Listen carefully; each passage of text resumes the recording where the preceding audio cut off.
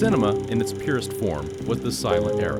Black and white silent films captivated the world. Then came sound. In the electrical recording of sound, there is employed a pickup microphone. Then came TV, and then came color. Color was great, but it almost obliterated the art of black and white cinematography. We can't see in black and white. It's another world. That's what makes it even more special. So let's take the color down to 0, adjust the contrast and brightness, and pretend that some things are just better in black and white.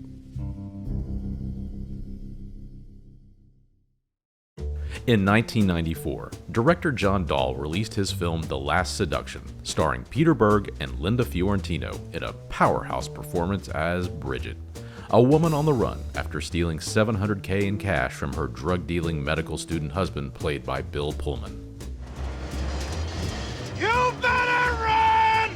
Bridget escapes New York and eventually ends up in the small town of Beston outside of Detroit.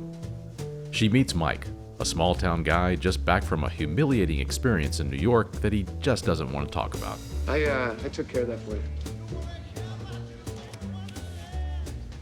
Thank you can also be very effective. Could you leave? Please. Mike is played by the great Peter Berg, who would later become a great director. They are both outsiders who don't want to be where they are, so they naturally have a connection in that sense. Fiorentino's performance as Bridget is a revelation. She gives 0 Fs. She's pure, unadulterated evil in this film. You hate her, but at the same time, you have to admire her complete honesty and commitment to evil. I like my privacy, okay? Let me in. No. Please. No! And screw you. Right. Tomorrow night, 8 o'clock. This film is a straight-up film noir from the 40s, no question. It's Double Indemnity 90s style. When you take the color out of this film, it works on a whole new level. The color almost holds it back. In black and white, this film is a pure film noir of epic proportion. The cinematography by Justin Jur is fantastic, and it's right out of German Expressionism. Just look at the scene at the dingy bar they hang out in Beston.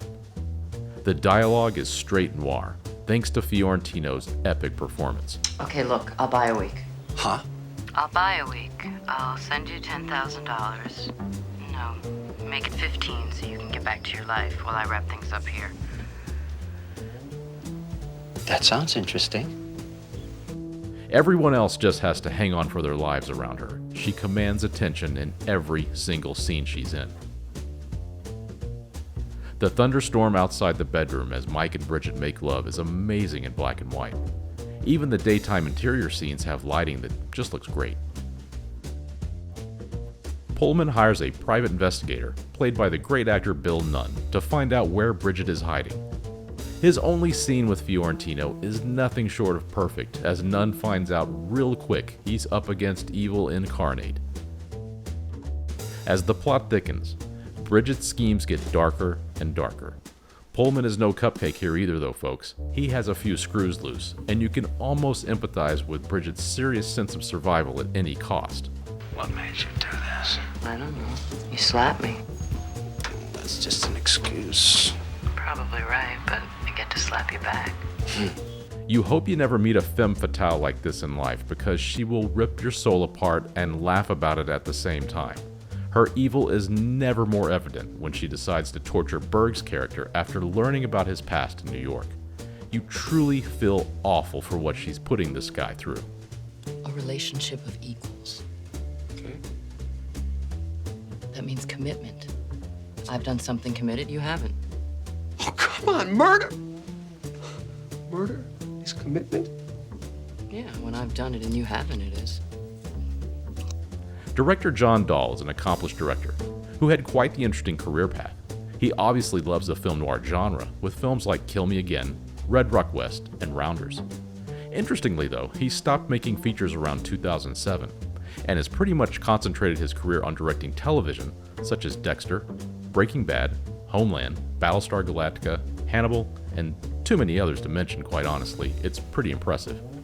His early trilogy of Kill Me Again, Red Rock West, and Last Seduction are his noir trilogy in my opinion, and Last Seduction is the last and best film of the bunch.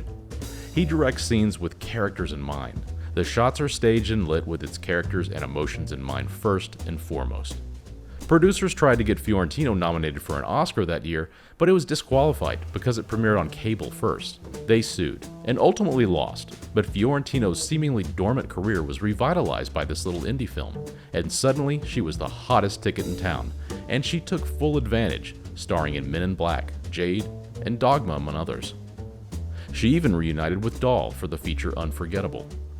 The other thing that really sets this film apart from the others at the time is its amazing jazz score by Joseph Vettrielli. The score puts you into a trance, and in black and white, it hits even harder. This film is about character, and how we all manipulate one another based on our weaknesses. Bridget has zero empathy, and she knows how to turn the screws just right in her favor. What do you say, Bridget? You want to stay married?